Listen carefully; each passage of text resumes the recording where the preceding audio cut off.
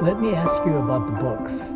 How many books about the paradoxical commandments have you written, and how are they different?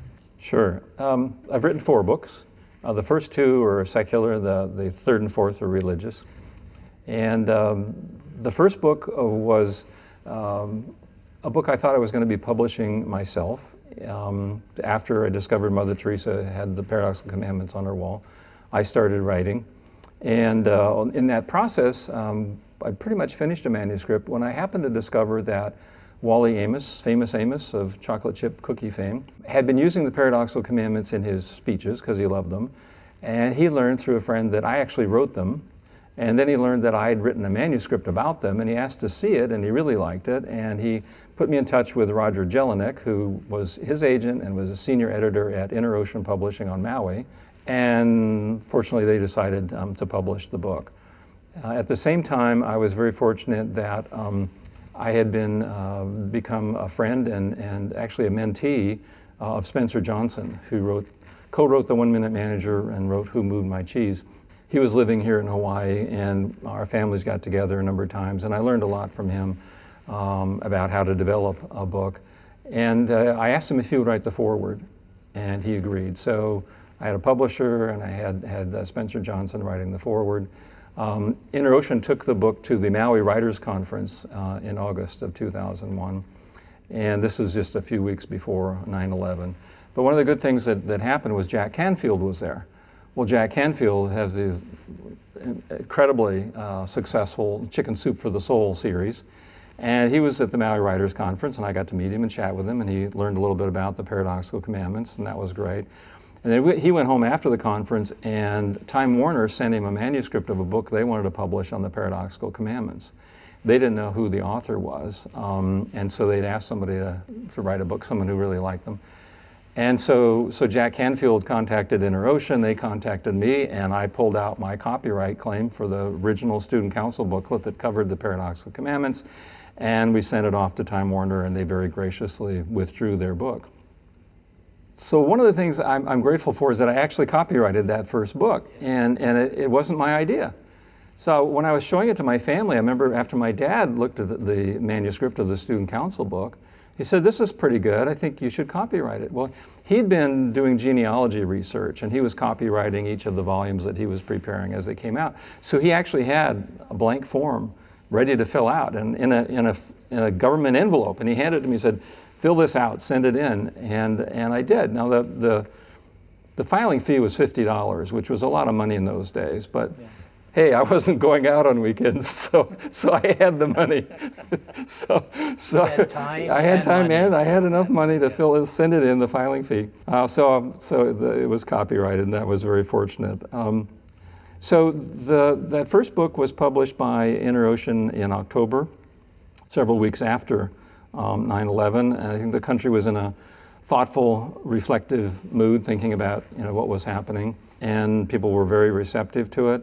But Inner Ocean, I'm grateful to them because they went to the Frankfurt Book Fair, the International Book Fair, and they started knocking on doors and meeting publishers and managers, and they managed to sell the rights to that little book to 23 publishers around the world. And it ended up being published in 17 different languages, and just amazing. I'm really grateful for that. They realized that they could use a bigger publisher in the United States. So they went to Penguin Putnam, and when they walked in, they discovered that the president, Kennedy, that she had an interest in the Paradoxical Commandments, and that she had asked her staff to try to find out about them. In fact, they wrote to the Missionaries of Charity in Calcutta, Mother Teresa's home there, to find out, and the letter came back saying, well, she didn't write them, but they're on the wall. So when our agent walked in and showed them to Susan Peterson Kennedy, she was ready to go. Now she knew who the author was, and there was actually a book ready. So they were very, very supportive. They did a lot to get the book going. Golly, they sent me on a 5.5-week book tour. I was in 29 major cities in 23 states. I did 15 TV interviews, 61 radio interviews, and I signed books at 161 bookstores. It was really quite an experience. They really connected with the media. they got a story about me and the Paradoxical Commandments on the front page of the New York Times. And that was lovely. The author called me the Rip Van Winkle of inspirational gurus. It's like, I wrote something and I went to sleep for 30 years and suddenly realized that it was traveling all over the world. I do claim to have been awake the whole time, but I understood what he meant. They got me a 2-page feature in People magazine, a feature in the Washington Post. I was on the Today Show being interviewed by Katie Couric, and tremendous amount of publicity. AP, Associated Press ran the story. So that was really nice. They got the book up to number 7 on the New York Times best-selling list for hardcover advice. I was up against famous chefs, so it was a tough category, but they were really wonderful. Then a few months later, they asked me if I would narrate the book. So I went to a studio up in Nu'uanu here in Hawaii, and that was quite a challenging experience. And not only focusing and wanting to do a good job on the narration, just learning about microphones. It turns out that if I moved, the microphone could hear my shirt move. So I had to be very careful. But that was a wonderful experience. Penguin Putnam submitted the narration to the Audio Publishers Association for their annual awards, and it won the Audie, which is sort of the Grammy or the Oscar, in the category of personal development / motivation. So that was nice as well. So that was all the first book. I think about 130,000 copies were sold during the first few months. It's common among publishers that if a book does well, they try to get the next book out as soon as possible. And in this case, in the sort of self-help motivation field, if the first book is more conceptual, then the follow-up book is more of a handbook, more of a how to do it. So InterOcean Publishing asked me if I would do something that would be more like a handbook. And I was happy to do that. So the second book was Do It Anyway. And that has a lot of questions for reflection and discussion. You kind of work your way through the book. But the main thing about the book is there are 40 different stories, almost all from people that I know, that I've known during my life. And they're stories about how they have lived the Paradoxical Commandments. I've asked them, which of the commandments do you identify with? Would you offer a story? And that felt good because I knew that those were real stories, and I was happy to share among longtime friends that way. While this was going on, I was getting more email, calls, comments from people saying, this really resonates with my Christian faith. This really makes sense in terms of what Jesus taught. Would you do a religious book?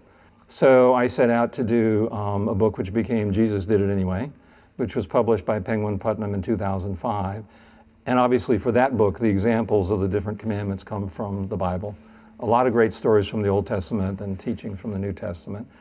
So that was an important activity for me. And then a couple years after that, Pastor Don Asman, longtime friend and pastor at Manoa Valley Church, we were at a conference and we were sitting together, and he said, I want to show you the last few verses of the Old Testament book of Habakkuk. And I said, sure. And so I looked at it and I was stunned. I mean, just an amazing affirmation of faith in the face of almost total destruction. And that really captured my attention. And so for the next year or so, part-time, I just read everything I could about Habakkuk and started my own writing, which was a sort of a walk through the book. And for that book, I came up with my 11th commandment, which was, the world is full of violence, injustice, starvation, disease, and environmental destruction. Have faith anyway. So those are the 4 books, 2 secular and 2 religious. And one of the benefits of all that was that as the books went out, I started hearing from more and more people. And people who would send me a message or tell me how they'd used the Paradoxical Commandments in their life, how they used it to raise their children, or used it to get through a difficult time at work, or how they looked at the commandments every morning before they went out in the world to kind of refocus on what was really most important. So I set out to inspire people, and now they're inspiring me with these stories, and I just feel very blessed. I feel like I'm part of this growing network of kindred spirits.